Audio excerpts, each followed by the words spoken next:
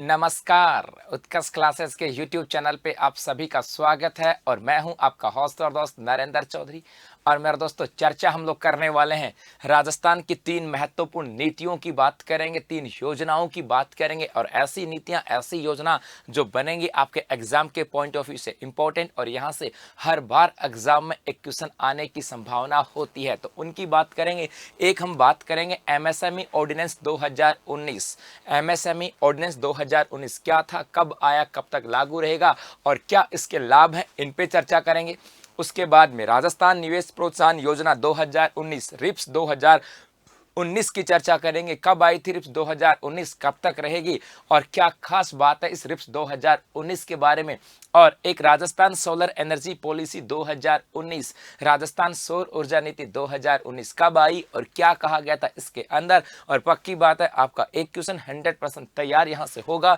देखो, सबसे पहले हम बात करें एमएसएमई ऑर्डिनेंस 2019 की चर्चा करते हैं।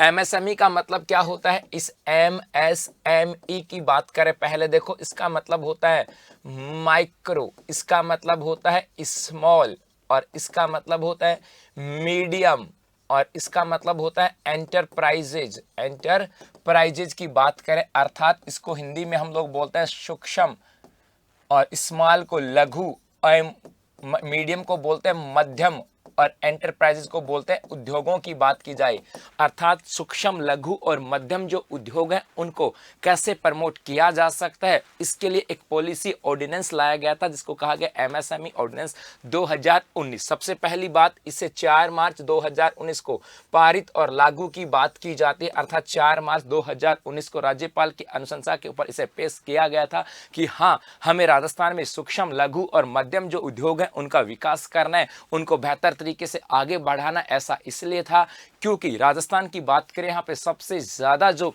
रोजगार की बात करें वो एमएसएमई सेक्टर के अंदर ही आते हैं, यदि इसको प्रमोट किया जाता है इसका मतलब है राज्य में औद्योगिक विकास भी होगा और राज्य में रोजगार का विकास भी होने वाला है। उसके बाद में इसकी नोडल एजेंसी, नोडल एजेंसी का मतलब है कि किस एजेंसी के द्वारा इस ऑर्डिनेंस को लागू किया जाएगा, और वो नोडल एजेंसी आती है जिला उद्योग केंद्र। और ये भी ध्यान में रखना कि भाई राजस्थान में जिला उद्योग केंद्रों की बात करें, इनकी संख्या कितनी आती है, 36। और जिला उद्योग के अंदर एक ऐसी इकाई है जो जिले के ऊपर औद्योगिक विकास का कार्य करती है और वही वो इसकी नोडल एजेंसी होने वाली है। फिर इसके अंदर सबसे महत्वपूर्ण जो बात कहेगी वो क्या, इस अध्यादेश की धारा 5 के अनुसार रजिस्टर्ड इकाई, क्या कहा गया कि ऐसी कोई भी फर्म जो इस एमएसएमई ऑर्डिनेंस 2019 के तहत जिसका क्या किया जाता है भाई, रजिस्ट्रेशन करवाया जाता है, को राज्य सरकार के द्वारा कम से कम 3 वर्ष की कालावधि निरीक्षण की छूट, अर्थात यदि कोई आप अपनी इकाई को एमएसएमई ऑर्डिनेंस के तहत आप रजिस्ट्रेशन करवाते हो तो सरकार ने क्या कहा कि उस इकाई का 3 साल तक राज्य सरकार के द्वारा कुछ भी निरीक्षण का कार्य नहीं किया जाएगा, अर्थात वो अपनी मर्जी के अनुसार वो अपने कार्य करेगी, उनको निरीक्षण नहीं किया जाएगा। यही महत्वपूर्ण बिंदु यहां से आता है। तो कब पारित किया गया, नोडल एजेंसी कब क्या है और कितने साल तक इसके तहत रजिस्टर्ड इकाइयों को निरीक्षण में छूट दी जाएगी, ये सब चीजें यहां से आती है। उसके बाद आगे देखें, अगली जो पॉलिसी आती है वो आती है रिप्स 2019 और 100% इंपॉर्टेंट है ये। रिप्स 2019 का मतलब है राजस्थान, इसका मतलब है भाई राजस्थान इन्वेस्टमेंट प्रमोशन की बात करें, प्रमोशन स्कीम की बात करेंगे, स्कीम 2019, अर्थात राजस्थान के अंदर निवेश को कैसे बढ़ावा दिया जाए, क्योंकि निवेश बढ़ेगा तो औद्योगिक इकाइयां बढ़ेंगी और औद्योगिक इकाइयां बढ़ेंगी तो रोजगार भी बढ़ेगा। तो राजस्थान में निवेश को बढ़ावा देने के लिए और बाहरी इकाइयों को आकर्षित करने के लिए रिप्स 2019 आई थी, जिसमें बहुत सारी छूट दी गई, जिससे आकर्षित होकर के वो इकाइयां राजस्थान में आकर के अपनी इकाइयों को स्थापित करेंगी।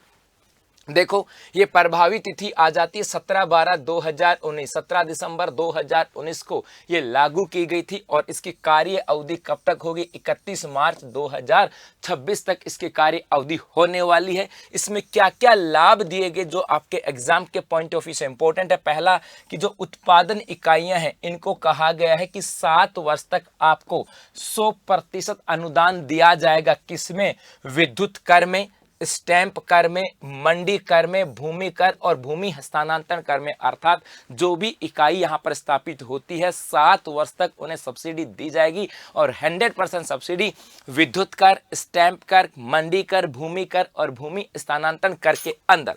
उसके लिए आगे ये भी कहा गया, दूसरे लाभ की बात करें 7 वर्ष के लिए राज्य कर में 75% की सब्सिडी। हाँ जी, 7 वर्ष के लिए राज्य कर में 75% की सब्सिडी दी जाएगी, ये भी कहा गया। और ये भी कहा गया 7 से इसे आगे भी बढ़ाया जा सकता है, बस बशर्ते आपकी इकाई जो है वो पिछड़ा और अति पिछड़े क्षेत्र में होनी चाहिए। उसके बाद हम बात करें, इसमें कहा गया कि सोलर और विंड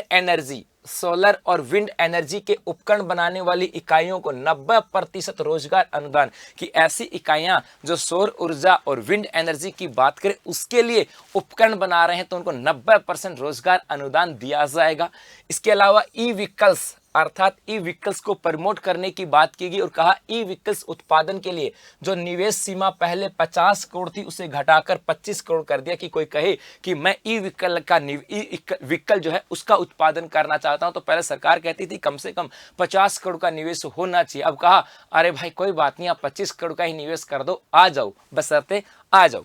उसके बाद प्लग एंड प्ले कॉम्प्लेक्स, ये प्लग एंड प्ले कॉम्प्लेक्स है कहां पर, जयपुर के अंदर है और किसके द्वारा स्टार्ट किया गया था, रिको के द्वारा, कि मैं निवेश सीमा 10 करोड़ से घटाकर 5 करोड़। और पहले प्लग एंड प्ले की बात करें, रिको के द्वारा अपने यहाँ पर औद्योगिक विकास के लिए कॉन्सेप्ट आई थी और कहा गया था कि आपको मिनिमम 10 करोड़ का तो निवेश करना पड़ेगा, लेकिन रिप्स 2019 में क्या कहा कि भाई 10 करोड़ की आवश्यकता नहीं है, अब तो आप सिर्फ 5 करोड़ का निवेश यहां से कर सकते हो।